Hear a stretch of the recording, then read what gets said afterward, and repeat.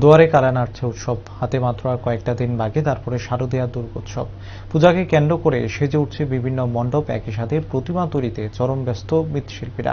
মঙ্গলবার এমনই চিত্র ধরা পড়ে আমাদের ক্যামেরায়। কমলপুরের ফুলছড়ি এলাকায় রাজু ভট্টাচার্য ও রকি ভট্টাচার্য এবছর 25টি দুর্গা প্রতিমা তৈরি করেছেন। রকি ভট্টাচার্য জানান, টানা বর্ষণের সময় তেমন বেশি না হলে কিছুটা ক্ষয়ক্ষতি হয়েছে, তারপরেও 18,000 থেকে শুরু করে 80,000 টাকার মূল্যের প্রতিমা রয়েছে ওনাদের কাছে।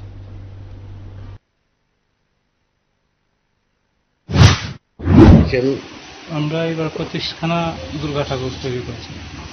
25খানা। আর বলতে মূর্তির রেট কত করে? মূর্তির রেট আছে 80,000 টাকা, এই সর্বোচ্চ, এবং সর্বনিম্ন হয়েছে 18,000 টাকা মূর্তির রেট ধার্য করা হয়েছে। আমরা বন্যায় কি কোনো? বন্যায় সেই রকম ক্ষতিগ্রস্ত হয়েছে না মূর্তি, তবে কিছু ক্ষতিগ্রস্ত হয়েছে। ওই নিচের কাঠামগুলি জল পাইছে, তাই কিছু ক্ষতি হয়েছে। আপনার নাম কি? আমার নাম রকি ভট্টাচার্য।